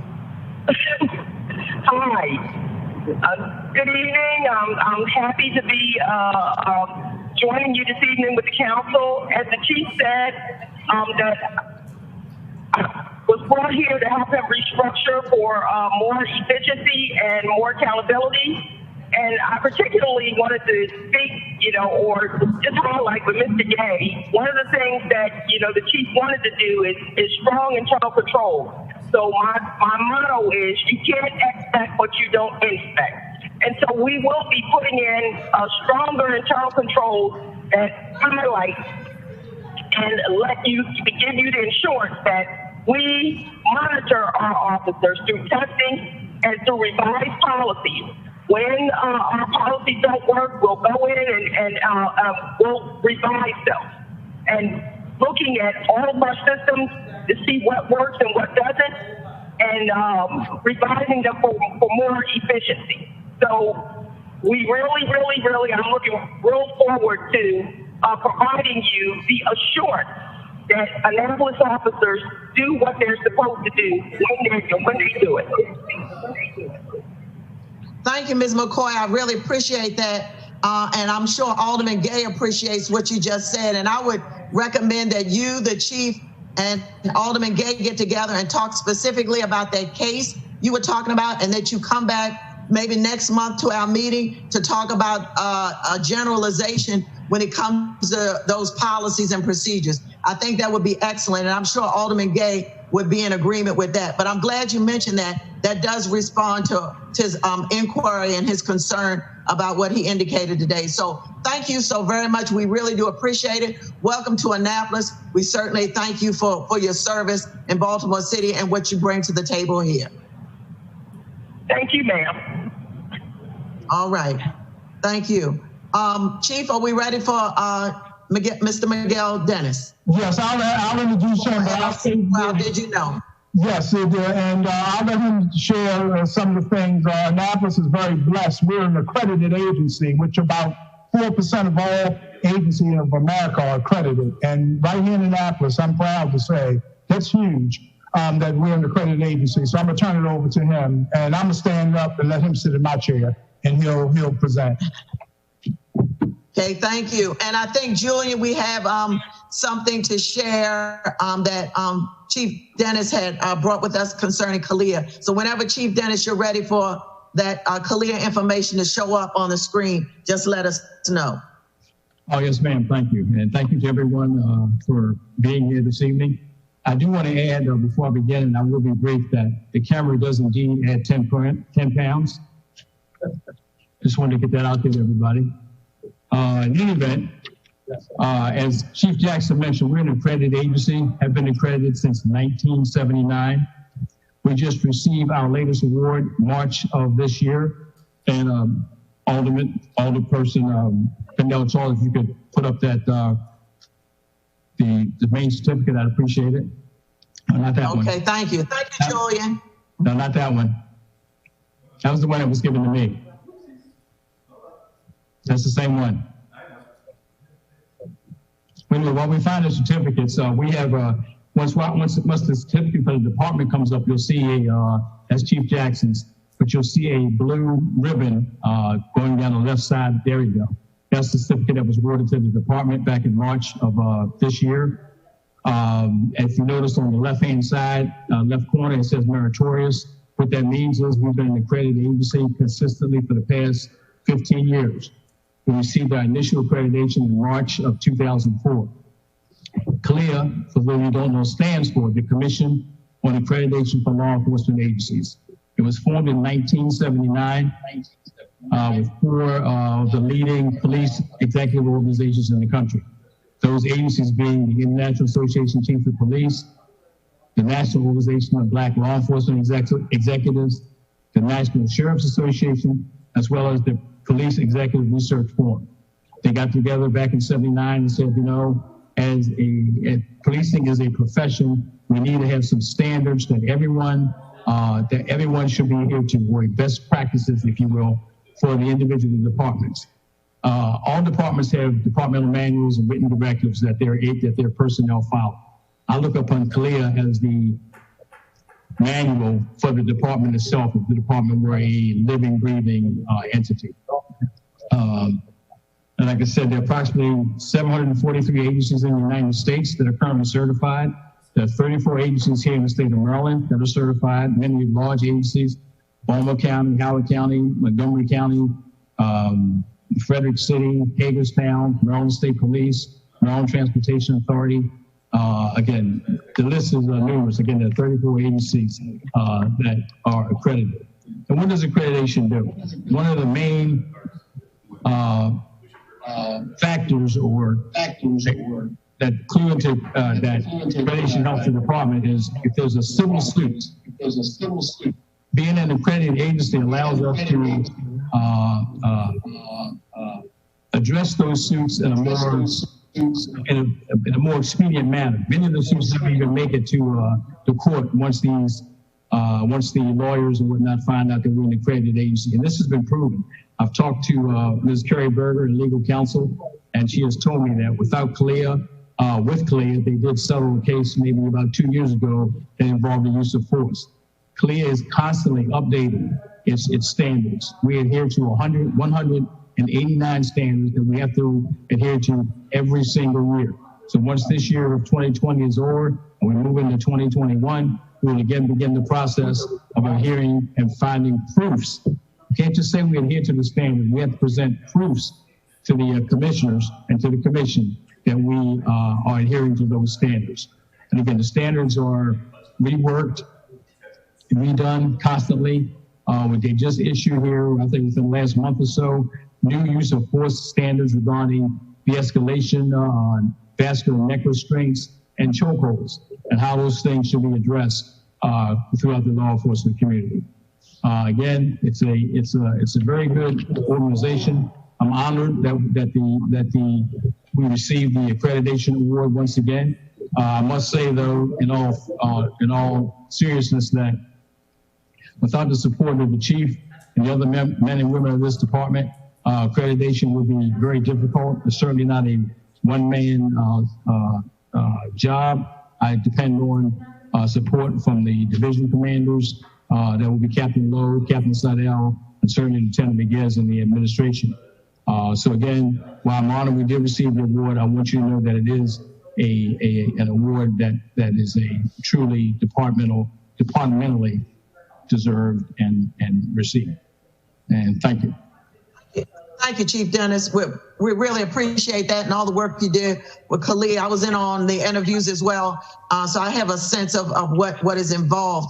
And I would ask you, if you would, to join Alderman Gay as well as the Chief and Ms. McCoy in those conversations, because I think what Khalid does touch on some of the protocols and practices that the police department follows. And I know Alderman Gay is very concerned about that. So yeah. I would ask you to join that meeting as well. That would be greatly appreciated. Thank you so much. Yes, Alderman Payne, do you have any questions? One other thing, Alderman Pinnell Charles, I'd like to give a little of my background for those of you who don't know me. I'm retired captain with the Maryland State Police, have been spending 32 years there. I left the state police and was appointed chief of police in St. Michael's for 5.5 years. And I've been here in Annapolis for 8 years. So total is about 45 years of law enforcement experience. I just want everyone to know that. Thank you. Thank you so much. We appreciate you providing that biographical information. Alderman Payne, do you have any questions? I have no questions about almost anything that Thank you. Miguel tells. I appreciate that. Thank you, Sarah. Alderman Gay, do you have any questions as a member of the public safety team? No, thank you very much. I appreciate that. Thank you. Okay, thank you. All right, Chief Jackson, we're going to call Chief Jackson back to introduce our University of Maryland team that has come to present on the number 3 on the agenda, supplemental appropriation, SA 20-21. At this time, basically predictive policing. And Mr. Knight and his team are there. Chief, you can take over, please. Yes, good evening. We were asked, Madam Chair, we were asked to participate in a grant from the University of Maryland, College Park, to help out with the research in predictive policing. We were used as participants in a research study. It was a grant that was awarded to the University of Maryland, and we were asked to participate. I don't know all the particulars in terms of how we were chosen, but I believe that we were chosen, and the researchers could probably speak to that better than I. I know we make a perfect sample size because we deal with all the issues. We're a full-service police department that deals with just about everything any other police department in the state of Maryland deals with. But the population of the city and the size of the department is very manageable. I think if I was a researcher, I know I once worked on my doctorate in public safety leadership, and when I was going through my dissertation process and putting together my research methodology, I was doing a quantitative study, correlative quantitative study. And I know sample size means everything, and to be successful and your research forward. So you have to keep quiet. And so okay.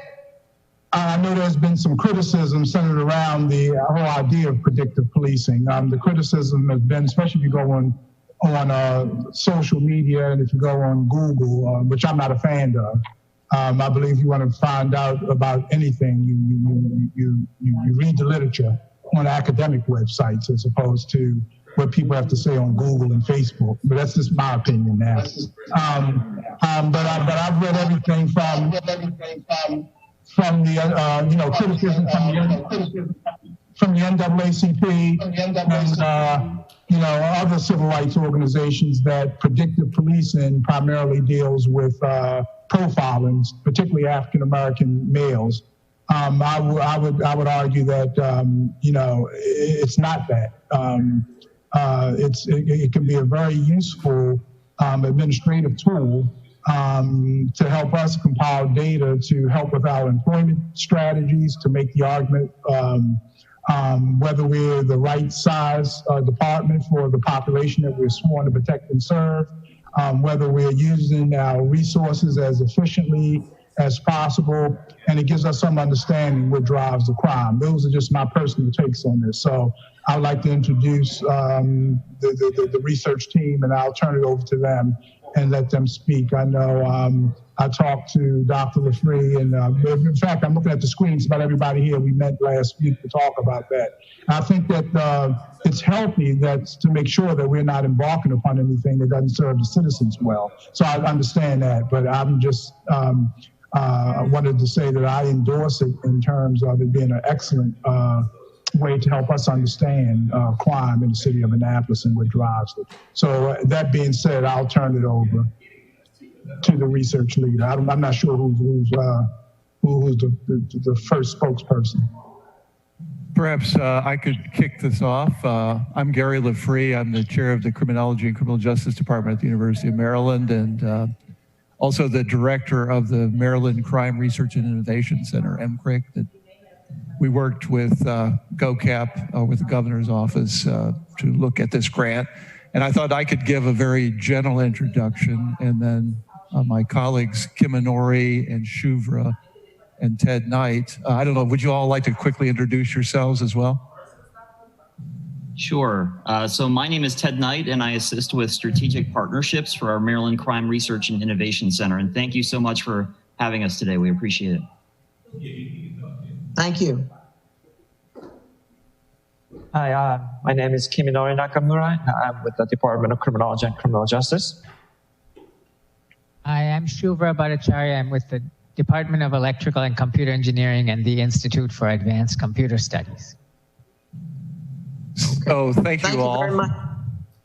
Mr. LaFree, normally I wouldn't jump in at this point, but we spent a lot of time on our initial meeting, and I want to apologize to you. We normally don't go this long, but it was well worth it. But one thing I kind of want to get out the way first, and I want to ask a question first before we kind of go on.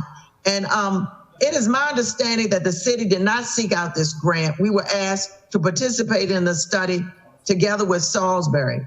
And with this grant, we would simply provide data to the University of Maryland staff for their model building. Implementation of any predictive policing practices would not be a part of this grant and would involve further discussion down the road by our city leadership. Is that correct? I don't think so. I mean, it's true that Annapolis did not originate the grant, but certainly I think to make a grant like this successful, you'd have to work very closely with the police department. That's why I think our initial meeting with Chief Jackson was so useful, particularly I think in this situation where there's quite a bit of concern about the whole idea of using computer analysis and so on to predict policing and allocation of resources. I think it's more important than ever that we have, a strong relationship with the police department. I guess we have a few slides. I think one of them actually goes through how this originated. We were actually contacted by the governor's office and asked if we would like to work on this project. So we didn't originate the project, but we thought it was an interesting one. And is quite a bit of, I think, useful work going on in this area right now. So, Mr. LaFree, I'm gonna stop you. Excuse me. So, sure. Excuse me for interrupting you. I'm gonna call in our city manager at this point, Mr. Gerald. As you know, we're running really late. We need to set up for the Port Wardens meeting, which is coming up in just a few minutes. Would it be helpful to just show one quick overview slide of what we have in mind? Would that be useful, or? I think we left a set of PowerPoints, and I think the very first one is a kind of summary of what we see happening with this project. I don't know if you could share that. Yeah, Julian, if you go to the key takeaways, because I know it's late and we're all probably anxious to have dinner. The next slide. I just want to emphasize, I think this sort of sums up where I think we see this project going. I think as Chief Jackson noted, predictive policing, at least the way we interpret it, is it's one part of a comprehensive approach. It's using data and analysis to predict and prevent crime victimization, but it is not in any way about race and ethnicity of individuals. We want to clearly indicate that we would plan to work together with our Annapolis colleagues. We would plan to be transparent, which has been one of the criticisms of this work in other areas. We are very open in terms of how we're doing the work and so on. And we need to work very closely with the Annapolis Police Department. And our goal is to essentially apply research and knowledge to help keep Annapolis families and residents safe. We'd also be very happy if you all would like updates, if this body would like updates from the group as the research, the research hasn't begun yet. So be happy to come back and offer updates, quarterly, monthly, whatever you'd like. So anyway, I know we're running very low on time, but I just wanted to point those things out.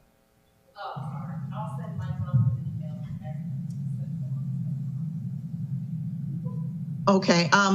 Thank you so much, Mr. DeFree.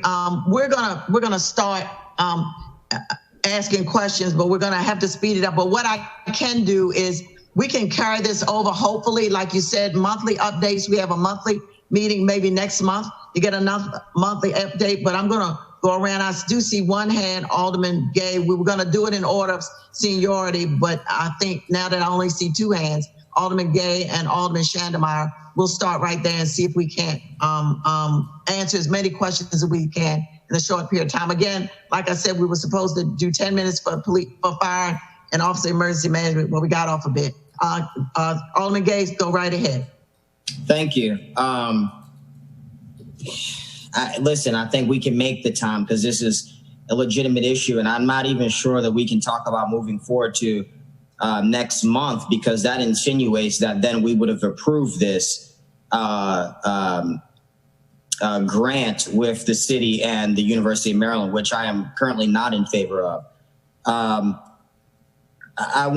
had some time to research and look at the webpage and look at studies. And so one of the programs that you guys have going, a study that I think would be really, really great for our city is trauma, incarceration, and Black men's health in Maryland.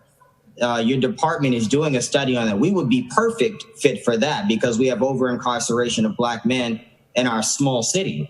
I think that following that and the idea that it does not directly correlate to race, you're right, because you are not identifying the crime or the victim by their race. You are correct in saying that.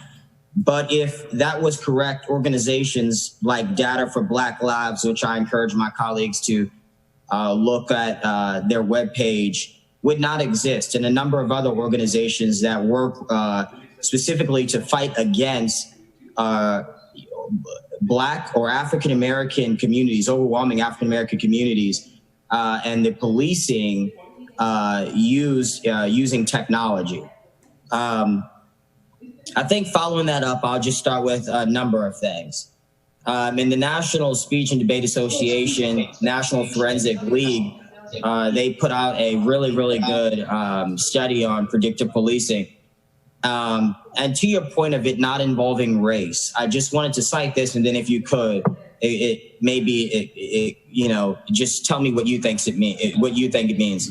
Another route that debaters of the affirmative may want to go is establishing that at its core, the concept of political policing unjustly predisposes certain groups toward being arrested or incarcerated.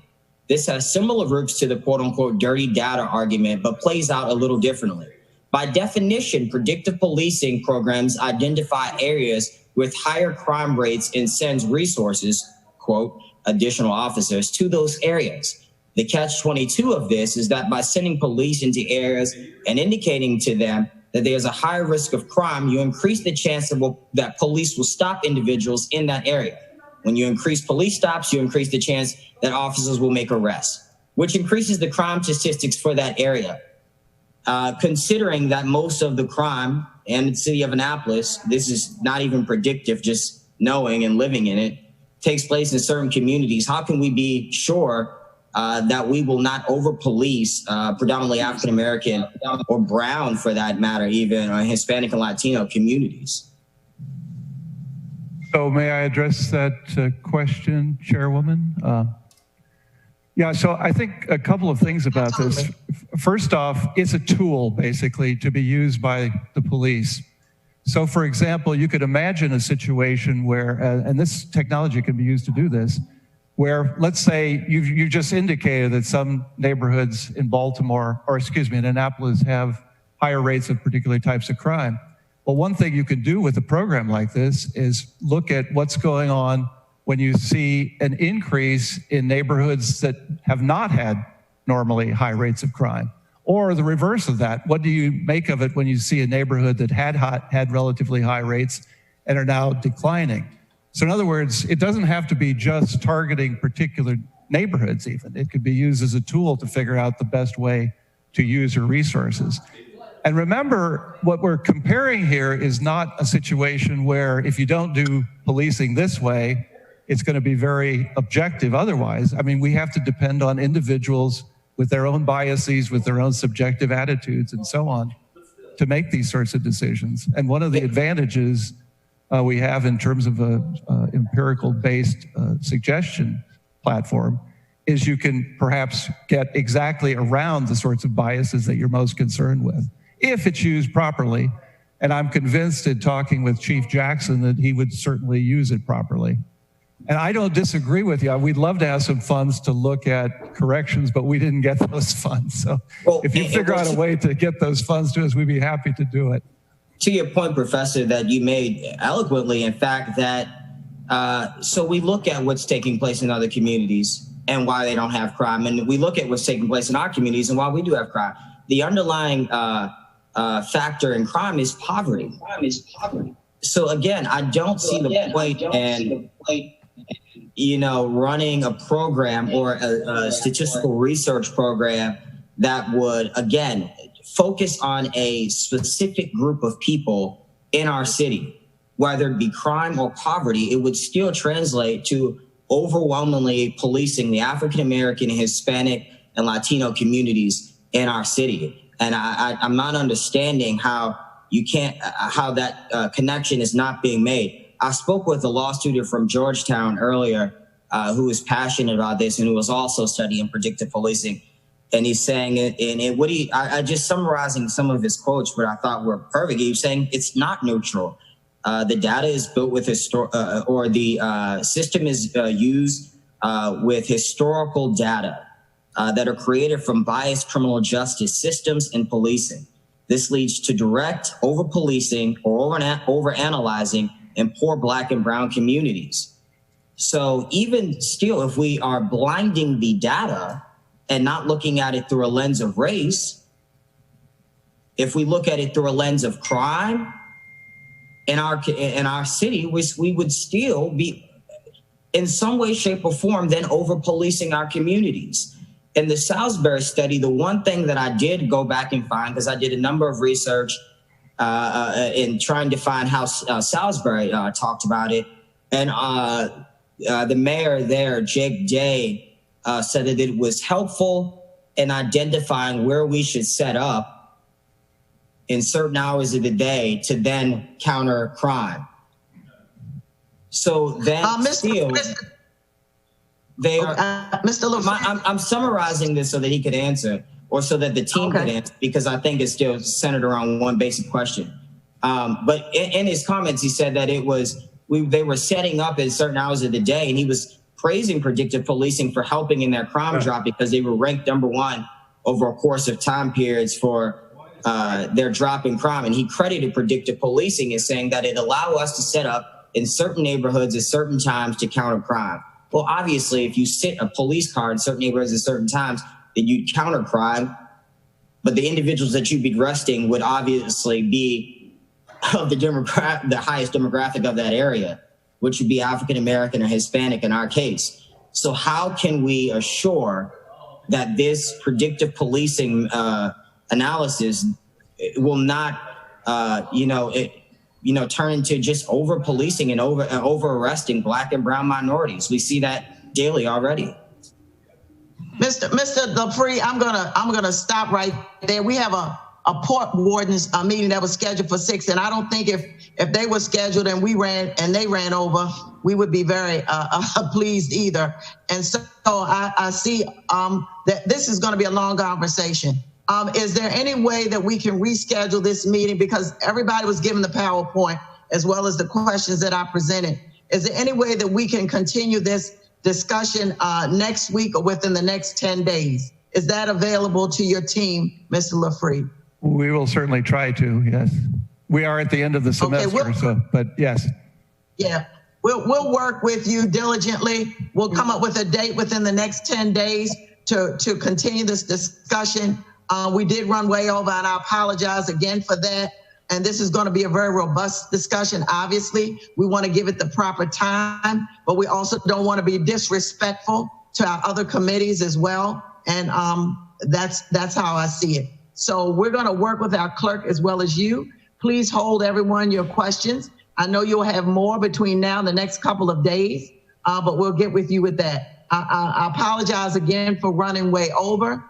We normally don't do this, but I apologize again. I know everybody's exasperated, but if this is the worst thing that happens to us, then we're not doing too badly. Anything else for the good of the order before I call on Alderman Payon to give us a motion to end the meeting? Alderman Payon, you want to make a motion to end the meeting? I believe Alderman Gay was. I have something for the good of the order. I just don't get it. I don't get Alderman Gay, Alderman Gay, we will talk offline about what you Madam don't Chair, get. Okay, I'm a member of this body, Alderman and I have the right to make it's disrespectful. Alderman Gay, it's disrespectful to go over beyond somebody else's meeting. Okay, it's disrespectful to put the issue of African American communities and brown communities aside for recreational voting.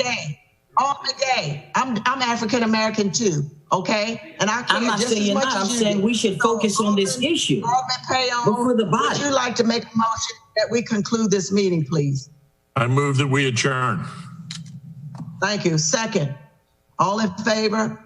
Aye. And Alderman Payne. Thank you all very much. We'll get back with you for another meeting within the next 10 days. Thank you very much. Have a blessed evening, everyone. Thank you. You too.